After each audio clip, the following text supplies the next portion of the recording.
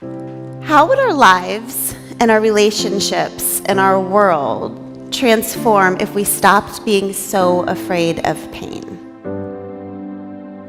What if we just once and for all decided that we were strong enough for the pain in our lives, so instead of hiding from it, we just rushed straight toward it and allowed our pain to become our power? So I'm a person who hid from pain for the first half of my life. When I was 10 years old, I looked out at the scary world and I decided that I was too weak for it. So I dropped out of life and into bulimia and then alcoholism. Until I was 25 and found myself on that bathroom floor, shaking and holding that positive pregnancy test, and finding myself decide that I wanted to become a mother. But at that point, I'd been an addict for 15 years, so I didn't even know how to be a human being. So I decided that my best bet would be just to fake it, to just look around for other women who seemed to be adulting successfully, and just copy them. So I became a scarf wearer, and I became a wife and a mother and a writer and an activist because I thought that growing up meant becoming things, right? And then 12 years later, my husband told me that he'd been unfaithful to me our entire marriage. And that's when my unbecoming began. So I went back to therapy and I sat with my therapist and I said, look, I've never been in this much pain in my life. And I need you to help me figure out how not to waste it. I have to use this pain somehow. And so I started working really hard in therapy, and I let my therapist take me back all the way till I was 10 years old, and I dropped into bulimia. And here's what we discovered together. So we are all born whole, right? We're trinities, just like God, body, mind, and spirit. And the healthiest of us live out lives of the body, physical lives, lives of the mind, intellectual lives, and lives of the soul, spiritual lives. But what happened to me so young is that our culture gave me so many confusing and objectifying messages about my body that I just started disassociating from my body, right?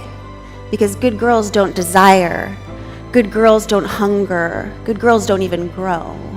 But I did hunger, and I did desire, and I did grow. And so I started to become ashamed of my body. And you can't love and claim anything that you're ashamed of. So I just voted my body off the island of myself. If you can sit with the hot loneliness for 1.6 seconds today, when yesterday you could only sit with it for one, then that is the journey of the warrior.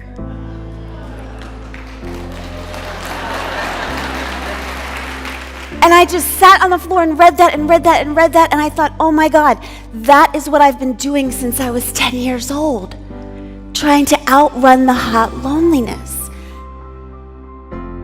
We feel so much pain and so much love, and we sense that the world doesn't want us to feel that much and doesn't want to need as much comfort as we need, so we start pretending.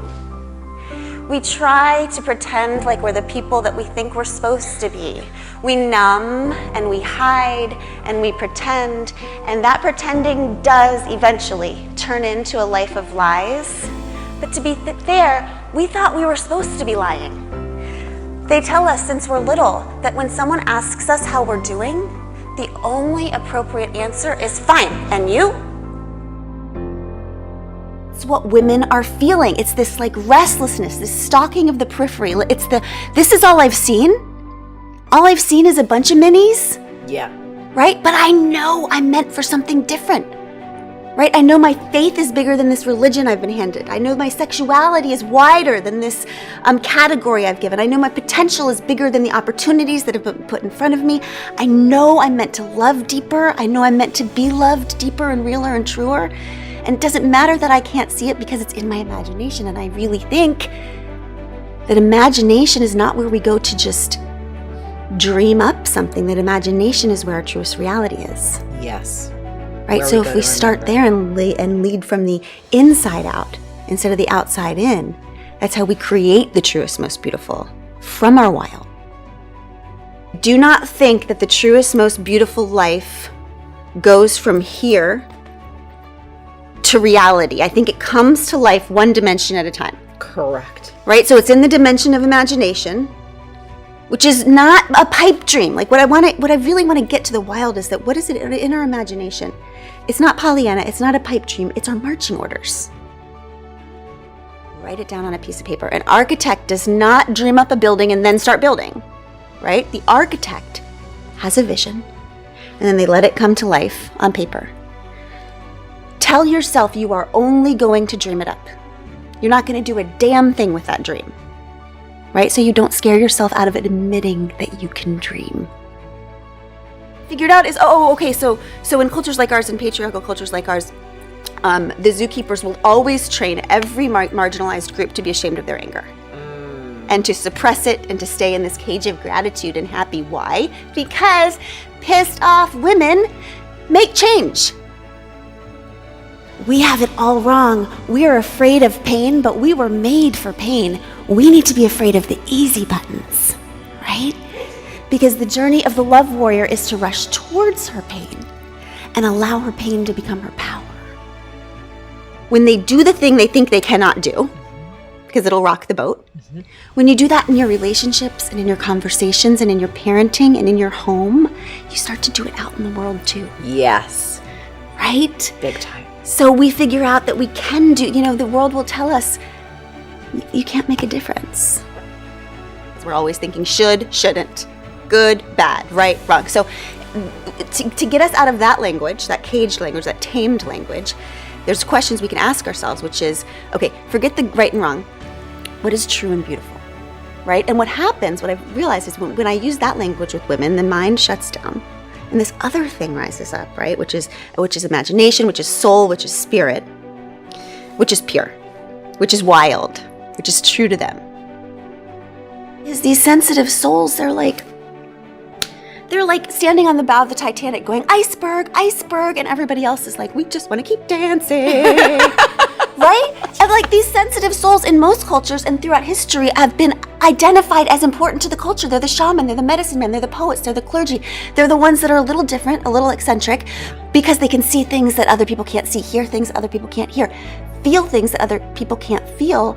And so they are honored as weird, but crucial to the culture's survival. Yes. But our culture is just so hell-bent on efficiency that we call those people broken, like they did with me, instead of understanding that they are responding appropriately and importantly to a broken system. Now, instead of trying to make myself tougher, I write and I serve people to help create a world where sensitive people don't need superhero capes, where we can all just come out into the big, bright, messy world and tell the truth and forgive each other for being human and admit together that yes, life is really hard, but also insist that together we can do hard things.